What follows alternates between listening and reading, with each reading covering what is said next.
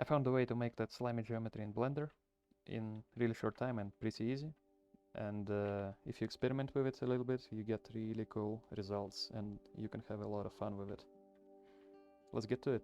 But first go into agent mode, delete the geometry of the cube and add a circle. Fill it and move it to the side. Be sure that the origin point of the object is at the center of the scene and the geometry is to the side. Then in a geometry node setup, add distribute points on faces node and then points to vertices. After that, extrude mesh. Points to vertices mode allows us to extrude mesh as if each point was a vertex. Add empty to the scene, and in geometry nodes add position node and object info with empty. Add them together and plug them into offset of extrude.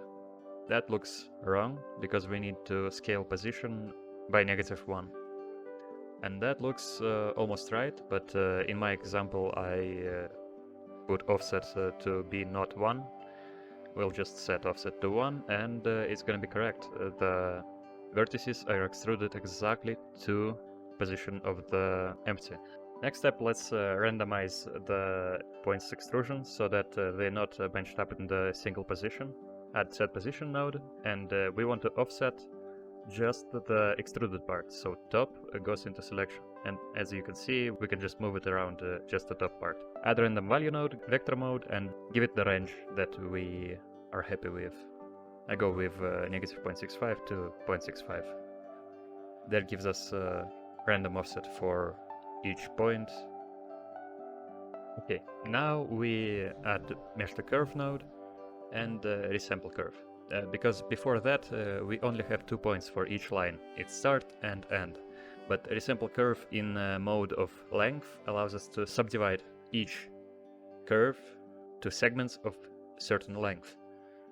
Then add set position node and add spline parameter node. Plug it into color ramp and adjust it like you see in the video. And plug it into combine XYZ node into Z input. That will move that up or down depending on the input.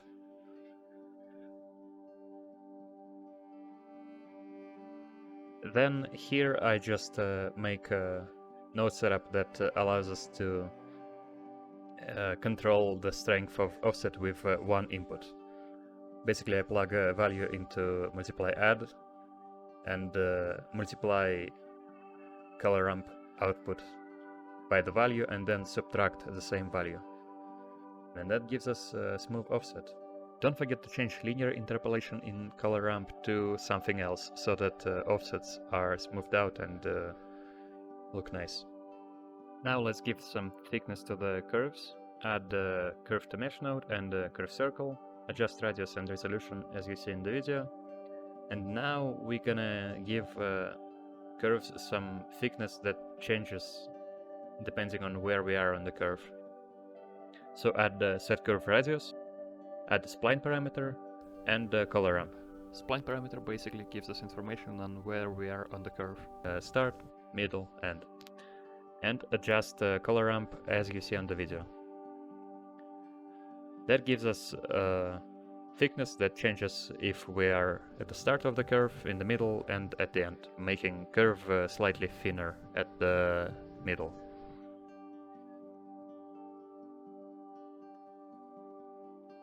Add capture attribute node after mesh to curve to keep information of index of each curve, and then plug it into ID of a random value.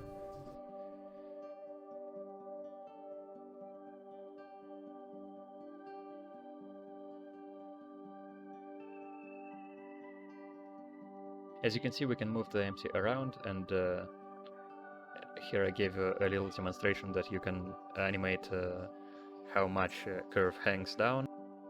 But as you can see, it doesn't look like slime because each curve is separate and independent from each other. So if we smooth out the geometry, each curve smooths out separately. So add the mesh to volume node and add the volume to mesh node.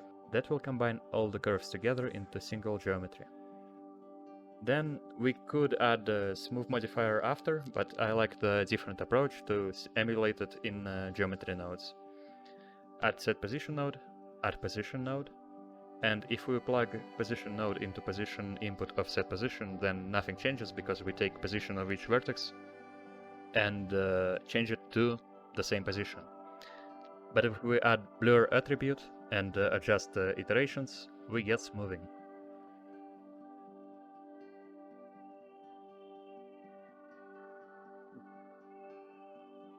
Let's skip ahead a little bit. So this tiny node setup allows us to delete all of the islands that accumulated area of are less than this amount.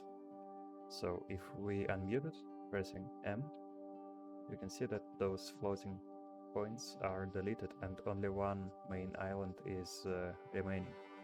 After that I added a bake node and pressing bake on this still active. We are saving us a lot of trouble by removing the lag, and we can just move the mesh around and after that background node setup looks like this. Light path, camera array, so that for what camera sees is this one. What affects the scene is this one. So we make it stronger or weaker, but on the camera it's gonna appear as it's completely dark. We can make it dim and it looks pretty cool. Or we make it the same and that's basically like this. Bring it back to 0. I like the dark background. And then in geometry nodes, at the end we need to add set material node and select our material, or it's gonna wait, where is it? It's baked. Yeah, or it's just gonna give us a default white clay material. So add set material, bake again, just so it lags less. And now let's go into that material, give it to the object, and that's how it looks. You can just copy everything. Have code at 1, roughness 0, slightly blue. Transmission 0, specular at 1, just white. Subsurface scattering, weight 1, scale 1. Radius 1.4.2. Color, you can copy this hex value to have exact color. Roughness at 0.35, IR at 1.52. And also add some lights to the scene, so that the background is not the only source of light. I added 3 squares, really strong ones, 1 meter wide, and 1 light to light up in front of the camera.